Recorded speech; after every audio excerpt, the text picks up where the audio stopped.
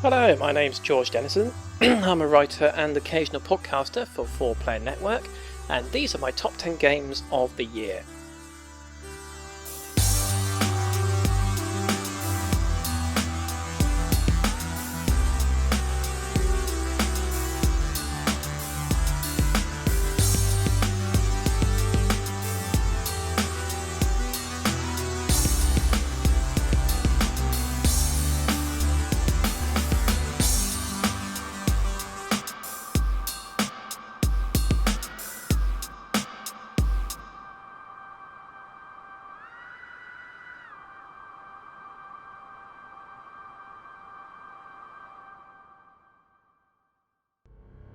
So at number 10 I have chosen Max Payne 3. So it takes a lot for a shooter to stand out from the crowd, but Max Payne definitely succeeds because it's got really great, intense, challenging, stylish combat. I really like the story. It feels a bit padded in the second half and it's kind of overlong, but it's still got some of the most memorable moments in terms of video game storytelling this year. Rockstar have a really good flair for making their games feel cinematic, and I really like the way that the game transitions from expositional cutscenes to shooting sections in a very smooth and natural way. I'm not hugely keen on the multiplayer, but Max Payne 3 is definitely one of the better single player experiences of the year. Number 9, I have chosen Cinemora. So this is a bullet hell shooter developed by Grasshopper Manufacturer and Digital Reality. It's a game that reminds me of a game like Ikaruga, those kind of games. I'm a big fan of that sort of thing. It's kind of hectic, but it's also beautiful because it has this really great art style, really panoramic visuals. I really like the time slowing mechanic and the time as health system. And the plot's also a nice touch, and it adds a lot of personality to the game, even if it's a little bit hard to follow. So this is a really good game that I would definitely recommend to anyone, not just people who are into bullet hell shooters. At number 8, I have chosen Silent Hill Downpour, which I think is one of the best Silent Hill games of recent times. It does a really good job of nailing that kind of unnerving, dreamlike atmosphere that the series is known for. It's technically flawed, but I still think it's definitely one of the more immersive experiences of 2012. And it does a really good job of making the player to feel vulnerable and tense in terms of combat. It's kind of sad that the game's shackled to these really high expectations that the Silent Hill franchise has. And it's also a little bit disappointing that the story and characters aren't quite as well developed as they could have been. But having said that, I would still definitely recommend Silent Hill Downpour if you are looking for a really good survival horror game. Don't let this sort of lukewarm reviews put you off. I think it's a really solid experience. So, number 7, I have chosen SSX, or Snowboarding Syndicate. I was a little surprised that I liked this game so much, because I'm normally put off by EA Sports games because they come across to me as a little bit sterile in terms of their presentation, and they're not very welcoming for people who aren't into the sport that the game's about. But in terms of SSX, it is very accessible, it's very satisfying. It was one of the few games of this year that really wanted me to keep on playing for hours and hours. It's probably because I really liked the old Tony Hawk's games when I was growing up. And I really like the way that the different modes and ideas the game throws at you kind of mixes up the gameplay and kept things fresh and challenging. So at number 6, I've chosen Quantum Conundrum. So this is a warmly funny, enjoyable puzzle game. I really liked it. It sticks out as one of the more memorable games of 2012 because it's got this really colourful, chunky art style. And you start to see games like Quantum Conundrum and Dear Esther and Portal and that sort of thing, making engaging first-person experiences without being first-person shooters. And I think that's great. And I really like the different dimensions, like the fluffy dimension and the slow dimension. I don't think the puzzles are super challenging, but there's still a very satisfying game to play. It's satisfying to solve the puzzles. It has a really catchy credit song, which is cool.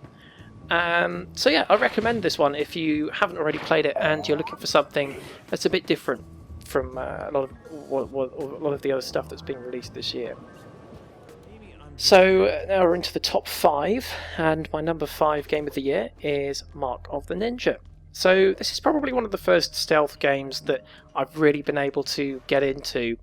It's got really great sound design, and I think that plays a big part in what makes this game so kind of atmospheric and immersive. The level design is great, it's very tight, intuitive, and it always gives you multiple ways to approach any kind of scenario without feeling like sort of forceful or pandering in any way. And the generous checkpoint system does help to kind of alleviate some of the frustration and patience that I normally experience when playing other stealth games. So the use of darkness and gadgets you have at your disposal, it helps you feel like this kind of silent, menacing presence, which is exactly what I want out of a stealth game.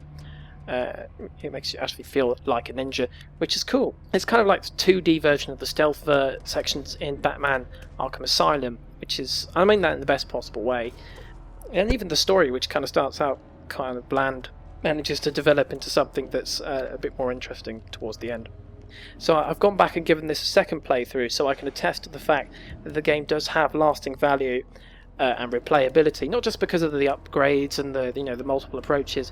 I think it just has a really great, solid atmosphere that draws you in kind of quite effortlessly. So that's it's a really great stealth game, and I think it deserves to go down as one of the best games of the stealth genre.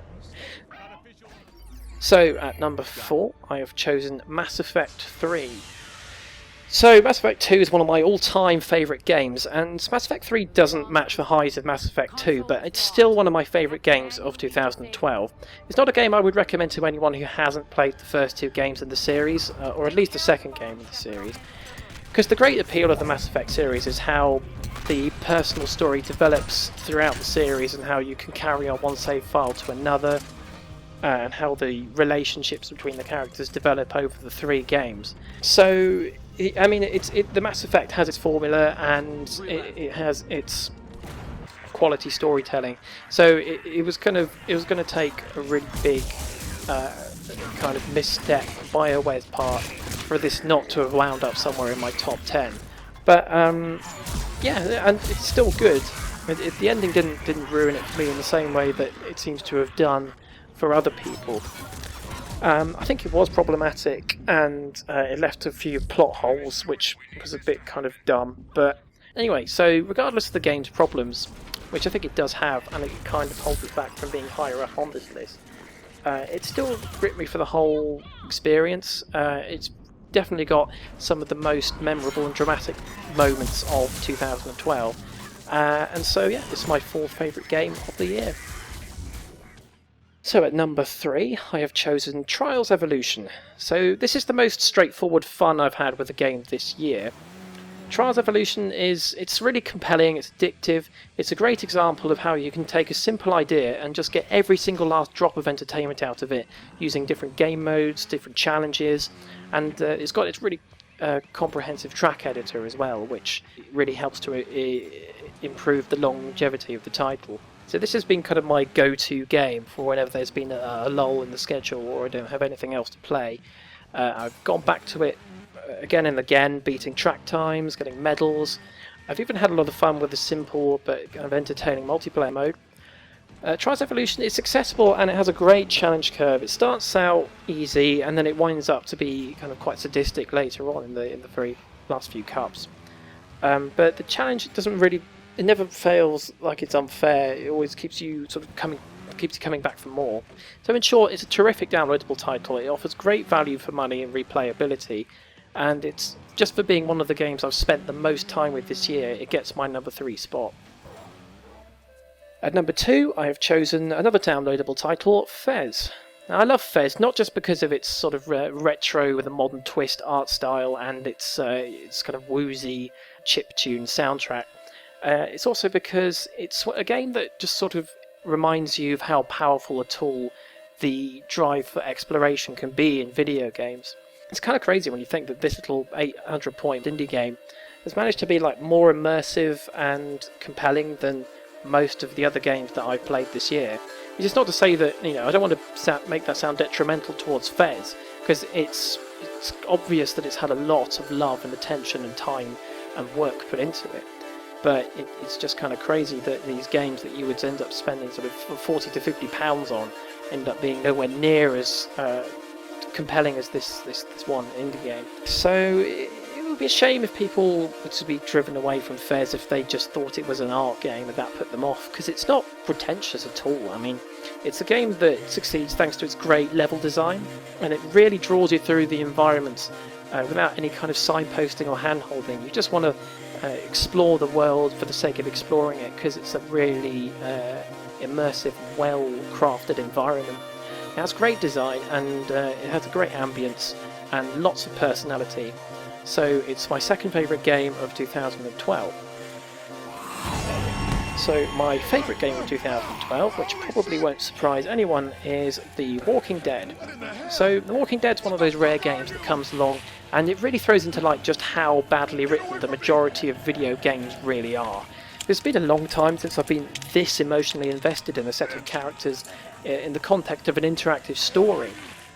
This is probably one of the first truly dramatic interactive dramas. So it's true that the game isn't like super gamey, but it is definitely an experience that you need to experience for yourself. It can really reveal some things about yourself when you're making these intense decisions in the spur of the moment. And even if the story doesn't change dramatically, so I mean there are some choices I made in the game that I'm still thinking about after I finished the game. And it wouldn't have been possible to have that impact if it weren't for the really well done dialogue and voice acting and art direction. If you still haven't given the game a try, I would say go and play it for yourself, even if you've seen bits and pieces of it on the stream, because it's a game that works best when you're the one playing it. And the kind of the magic of it is that how it pushes you into these intensive, time-pressured decision-making situations, and then it sort of leaves you to think about why you might have made those decisions, which is something you can't really get from just watching someone else play the game.